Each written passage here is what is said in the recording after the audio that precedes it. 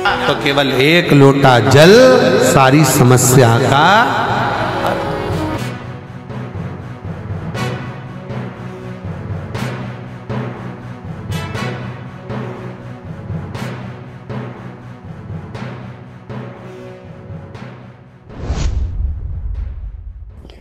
नमस्ते, मैं हूं आंचल और आप देख रहे हैं द छत्तीसगढ़। आज हम एक ऐसी खबर लेकर आए हैं जो न केवल छत्तीसगढ़ में बल्कि पूरे देश में चर्चा का विषय बन गई है। यह खबर है धर्म और आस्था के नाम पर होने वाले आयोजनों की, जो भक्तों के विश्वास को प्रभावित कर रही है। राजनांदगांव में प्रस्तावित शिव महापुराण कथा को लेकर एक बड़ा विवाद सामने आया है, जिसमें कथावाचक पंडित प्रदीप मिश्रा पर सवाल उठ रहे हैं। खबर है कि राजनांदगांव में होने वाली शिव महापुराण कथा को पंडित प्रदीप मिश्रा ने अचानक रद्द कर दिया। सूत्रों के मुताबिक इसका कारण आयोजकों द्वारा तय की गई राशि का समय पर भुगतान न होना बताया जा रहा है। यह वही प्रदीप मिश्रा है जो अपने कथा मंचों से कहते हैं, मुझे कुछ नहीं चाहिए, मैं तो भगवान का सेवक हूँ। लेकिन इस घटना ने उनके दावे पर सवाल उठा दिए हैं। भास्कर दूत के एक लेख के अनुसार पंडित प्रदीप मिश्रा ने 7 दिन की कथा के लिए एक राशि की मांग की थी। जब यह राशि समय पर उपलब्ध नहीं हो सकी तो उन्होंने कथा वाचन से इनकार कर दिया। इस खबर ने स्थानीय लोगों और शिव भक्तों को निराश किया है, जो सावन के पवित्र महीने में भगवान शिव की कथा सुनने के लिए उत्साहित थे। सवाल यह है कि क्या भक्ति और आस्था को भी अब कीमत के तराजू पे तौला जाएगा।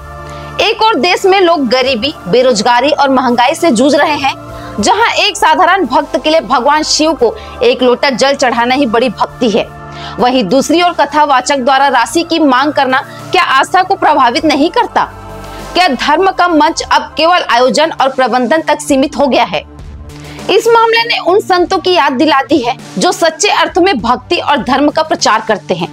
प्रेमानंद महाराज जैसे संत, जो बिना किसी शुल्क के कथा वाचन करते हैं और कहते हैं कि धर्म कभी शर्तों पर नहीं चलता, आज के समय में एक मिसाल है। ऐसे में यह सवाल उठता है कि क्या भक्तों को भगवान शिव चाहिए या फिर आयोजन की शर्तों पर आधारित कथाएं। राजनांदगांव में इस कथा के लिए व्यापक तैयारियां की गई थी। बोलबम सेवा एवं कल्याण समिति के तत्वाधान में आयोजन स्थल पर पंडाल, पेयजल, पार्किंग और सुरक्षा की व्यवस्था की गई थी।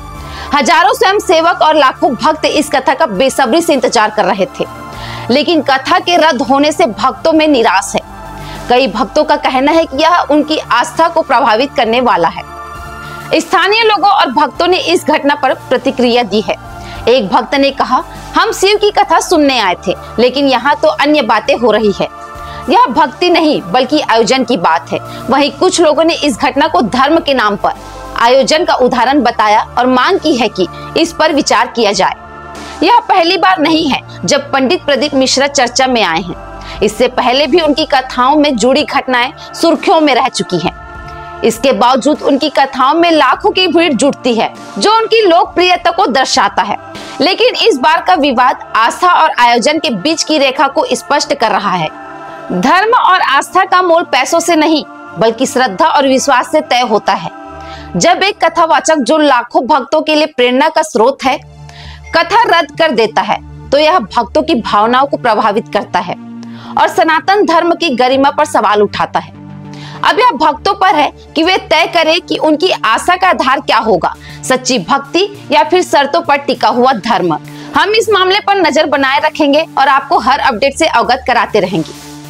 क्या आप भी मानते हैं कि धर्म को आयोजन से मुक्त रखना चाहिए? अपनी राय हमें जरूर बताएं।